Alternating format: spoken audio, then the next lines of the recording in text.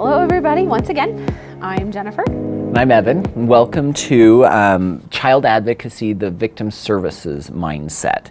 So what we're going to be talking about a bit today is how domestic violence affects children and how child advocacy can wrap into helping with that. And so just have a quote here we wanted to share with you. It's from Dr. Haim Genote. And thank you, Jen, for coming up with a hard name like that for me. But it says, children are like wet cement. Whatever falls on them makes an impression. And just as we go through this, domestic violence, anyone who's worked in that arena knows that this is something that affects children for the rest of their life, that can leave scars and just difficulties that they're going to have to struggle to deal with for a long time. So fixing as much as we can and helping them is a huge deal. Yeah, and when you say scars, it's not just physical scars, it's emotional. It trickles down.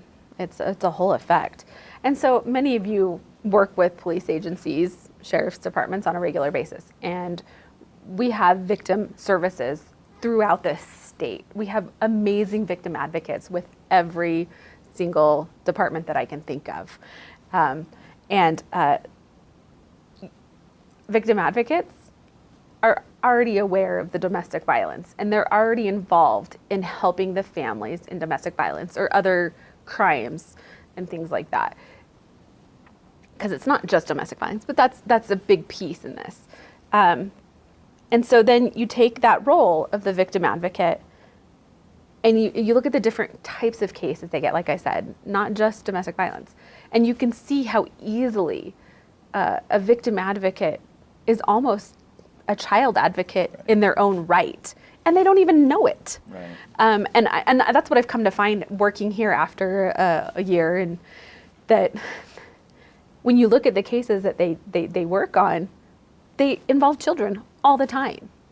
Yeah. And so I've tried to encourage my advocates to realize that they're just not victim services, but they're child advocates, they're victim advocates, they're an everyone advocate. Right. So I think that's really important. And we pulled just some numbers from 2018, and so total domestics, and this includes verbal domestics, which are still, you talk about those emotional scars that Jen was addressing, those are violent to those children who are hearing their parents yell and scream at each other. But so reported 817 cases. And that's just here in Sandy. Right, yeah. And then of that, domestics with children present, there were 171 cases with a total of 270 child victims. And that probably doesn't fully include the verbal domestics, just because of how reporting happens. So I would submit to you that number is low. And just that is an area that I feel very strongly about. I investigate a lot of domestic violence. And so I wanted to go through just kind of the flow of how we try to deal with cases. And this is drawn, from 3 or 4 different cases that I've worked just for confidentiality and to protect people's identities, but the systems are the same. And so in the example I'm going to use, a patrol officer, our officers frequently will see things that they feel like something's wrong here, but the person's not telling me the whole story, and those cases will get passed on to us to follow up. And so that happened, and the officer emailed me and asked that I go and look into it further. And I actually found out that it was an aggravated domestic. The children had all been in the home. The victim, she wasn't comfortable talking at that time, and had been a victim for quite a long period of time. And her family, her parents had gone through the same cycle. She had suffered abuse. And sadly, what I'm thinking of now is not just one case, but multiple cases where this story has repeated itself over and over again. But I was able to go in and talk to her and let her know that we wanted to help her and cared, and so she decided that she was willing to tell me what had happened. And so I immediately called Jennifer, actually, and asked her if she would come over to the house so that we could talk with the victim together. And anytime you can do that, just as far as laying a foundation to do a good job in helping a victim of domestic violence, if you can bring an advocate there, I have them sit in with investigations that I do, and we've learned how to work together, and when it's okay for one person to talk and the other one to be quiet, and we have a good interchange that way. But it makes a huge difference as far as that victim feeling safe to talk about what's happening. And so I did my interview, and then there was evidence that I collected and pictures to take and those kinds of things. And I had Jennifer right there with me to provide support and talk about resources and those kinds of things. And so at that point, the next phase was I knew the children had been present, so then I interviewed the children. And because it was an aggravated assault, I was able to bring in DCFS and let them know what was going on. And that became very important as far as not just advocating for the adult victim, but advocating for the children that were victims. Because in this case, as often happens, the victim reached a point where they became less and less willing to participate in the prosecution of their abuser. And a lot of times there can be a mindset, especially among law enforcement, where we look at that and we're like, well, you know what, we did the best we could, it's on them. But in the situations where there is a child or there are children in the home, I believe that's completely incorrect. It's not just about that adult victim anymore. It's about those children and about doing the best we can to break the cycle of violence that they're living in. Help them not have to be afraid every day. Help them not, go to sleep in this constant state of fight or flight, which damages their mind's ability to develop in the normal ways that a child's mind should. How do you focus on school and learning how to have good, positive social interactions if every time you go home there's screaming and fighting and you're afraid? So you're living in kind of more that animal part of your brain that's just survival based. Well, you can't even work on your higher cognitive functions to the extent that you should. So as this victim kind of backslid as far as the investigation went, because we had involved DCFS, because I had a child advocate involved, we were able to keep moving forward with things to protect those children. And in the end, I feel like the additional accountability, because this mother did care about her children, helped us to help her more because she was more willing to stay engaged with the process because of her concerns for potentially losing her children or being supported for not protecting them through DCFS, that kind of thing. So bringing all of that together makes a huge difference. Well, and I think one of the points you bring up there is, and any DCFS caseworker that's watching this is going to get this, since I worked for DCFS for so many years, but how many times has a DCFS caseworker heard that DCFS is like the devil incarnate themselves? Like they're only thing they're there to do is take the kids away, which is not true. And I think sometimes taking a law enforcement officer who is there to serve and protect, and then bringing DCFS in next to them to show that this is a working partnership versus a working against each other thing, and how taking that time to work with them and then bringing in, and you said as a child advocate, I was also there as a victim advocate as well. So I played that dual role that time. And but taking all those partnerships and giving that ability to explain hey, this is the process of DCFS before they even arrive, makes that victim feel so much more comfortable about the process of what will happen. Victims are afraid my house is messy. Right. And I can tell you we've seen worse. We've seen a lot worse than just children's toys everywhere or a messy floor because a child had spilled on it the week before. Right. Could care less. The importance is the safety of the children, the safety of the victim, and the safety of any family members that may be concerned as well. Right. I think that's the important part to bring back to it, and making those people feel comfortable with that, and having even just a second for a child advocate, victim advocate dual role brings that together very nicely. And I think there's also the cases that you're not talking about that have children, but the children aren't present during the situations. So people might think, oh, well, the kids aren't affected in those, but they really are. They know something's going on. Kids can sense anything. We've had several cases where there's been victims and the children, and the victim works so hard on making sure the child knows nothing. The kids are intuitive. They always know when something's wrong. I've had, and I'm going to try to take from several cases and bring into one because of confidentiality, but I have a victim that I've worked with that has several children, and in different occasions, there's been several different incidences of abuse, and that doesn't necessarily mean physical, emotional, financial, all of the ones that fall under that domestic violence scale. Those stalking behaviors, those threatening, not overtly threatening behaviors.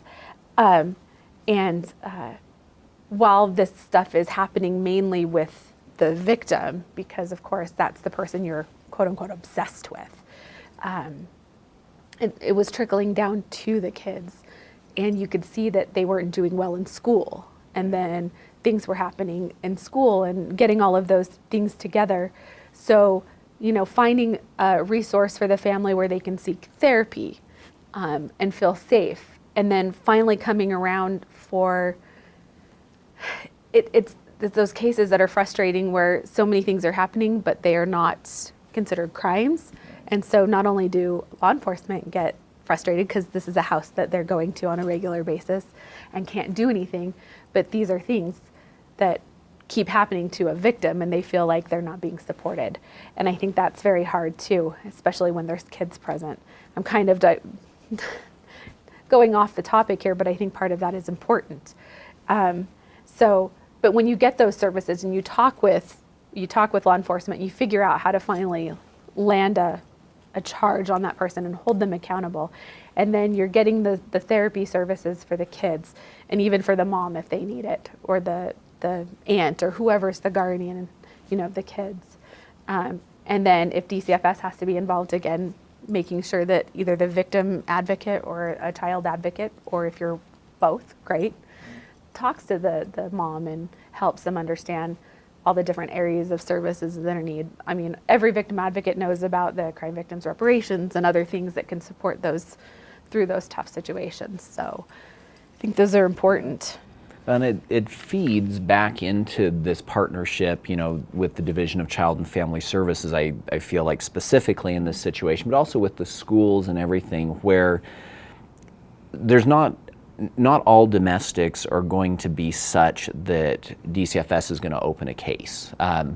But again, just like Jennifer was saying, there are still needs there, so that active communication, there might be cases open for other reasons, or at least information that can get fed over to them for context. Sometimes even if, it may not be a situation where you would let the school know exactly what was going on, but to let people know that, hey, you maybe ought to check in on this child a little bit and just make sure they're feeling supported and cared about, or to talk to the school resource officer and have them check in with them.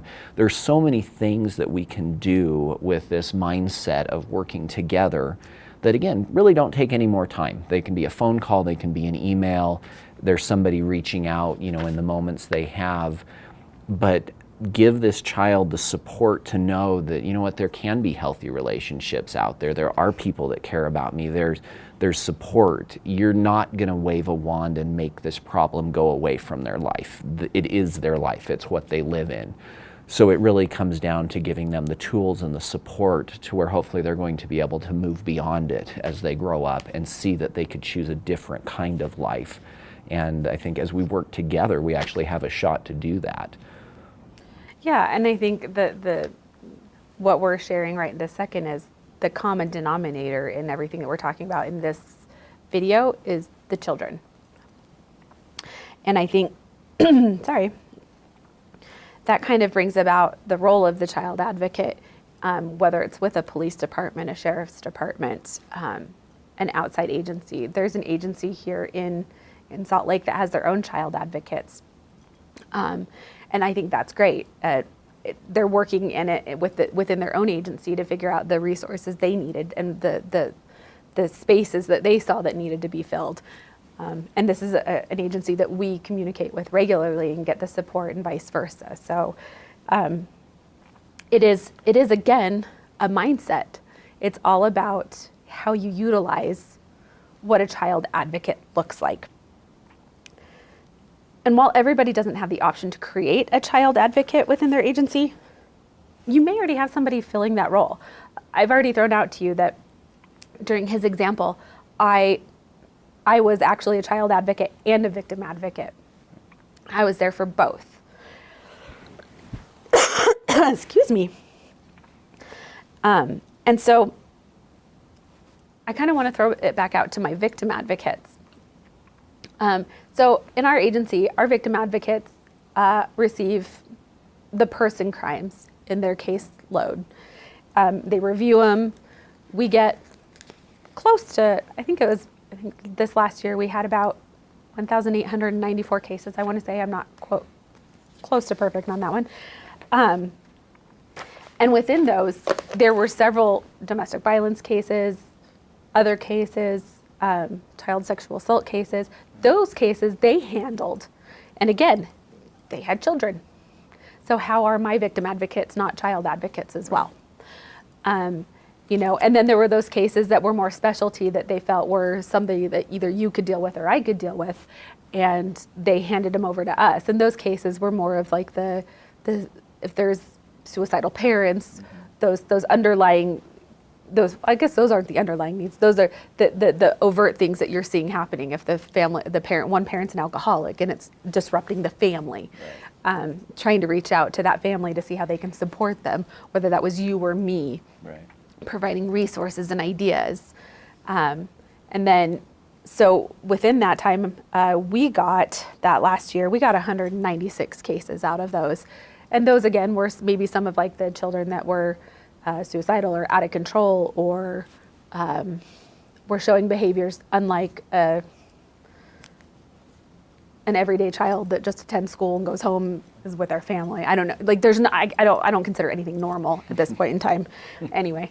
But the pattern I'm getting here at is that it's all about the mindset, because while I go out on calls and I'm a victim advocate daily, and my title is a child advocate, I don't think I have to have the title in order to be one.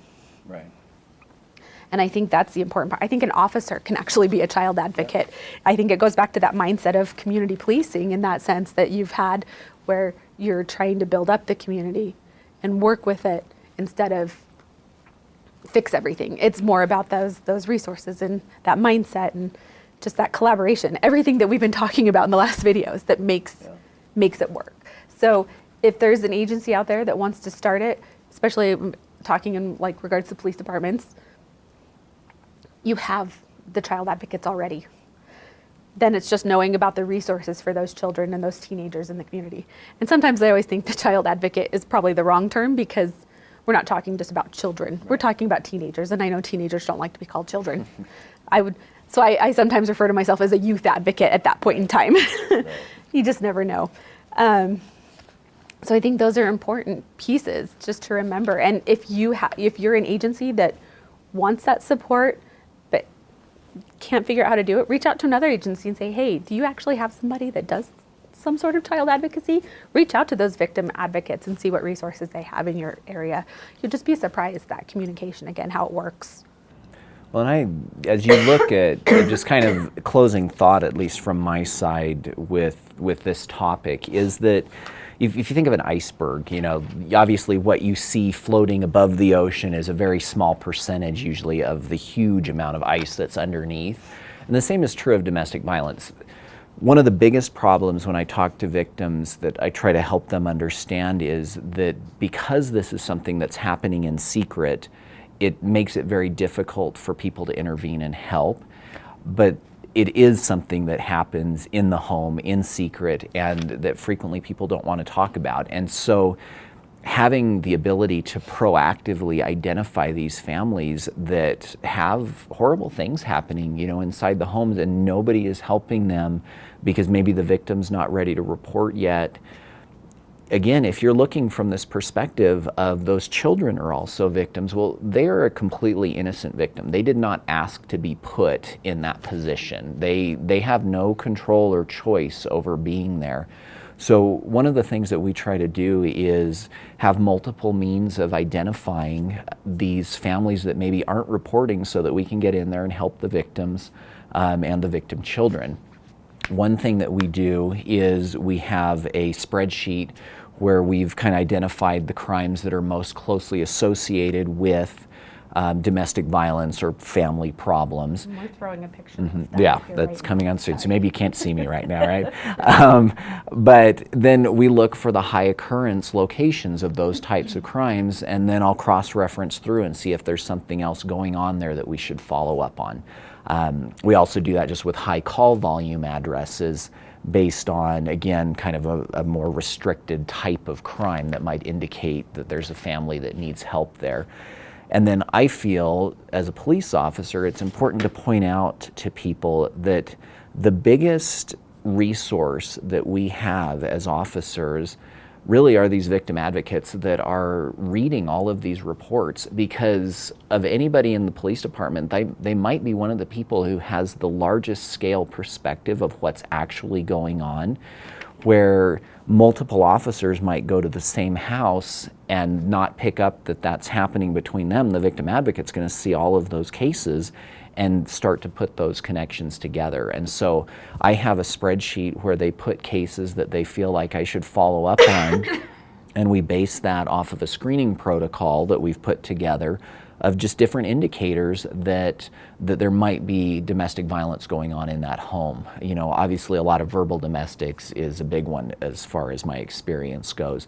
But there are other things, you know, substance abuse, mental health issues, and you start putting these things together and you start reading a couple of police reports where someone's kind of blaming the other person and it's all their problem, and you've got somebody who's super calm after this horrible thing just happened. Well, that's probably your perpetrator. You start putting those kinds of patterns together, and you're going to start finding homes where there may be strangulations, there may be awful things going on, and nothing but a couple of verbal domestics showing up. And so our advocates, they're trained on that. We work with them on that, and I listen to their opinions because they steer us in a good direction, I find. And I think really the goal here is to disrupt the cycle of violence, family violence, domestic violence, and standing up and supporting those children. Not just the victim, but the children too. Because again, as we reviewed, sometimes the children aren't present. And so while we might think, oh, they're not really victims, they really are. And so we need to keep that in mind. And you have to remember that victims may be more willing to stand up and try and leave a dangerous situation knowing that there's kids involved and they want to protect those children. Right. And one of the, I guess, ending thought, the way I really look at this is I've learned not to measure my success based on arrests or, you know, completely changed happily ever after kinds of situations, because that's not the reality of what I'm usually going to see. But, you know, there's lots of statistics out there that it takes someone, you know, between 6 to 10 times to finally leave a domestic violence situation. That's also kind of the same numbers of somebody going into rehab, trying to break an addiction or a habit. And so I look at my job as how can I do the best job possible, kind of doing what Jennifer was talking about with this disruption, where there's support coming in and there's resources that hopefully are empowering someone and nudging them along that path to where things get better, and then hopefully they ultimately change. So. And one last thing I can think of as well is I had a supervisor that used to, and this was within DCFS, and she used to say, if you can just change the life of one child, you are doing your job. Because obviously we're not going to be able to change the lives of every child.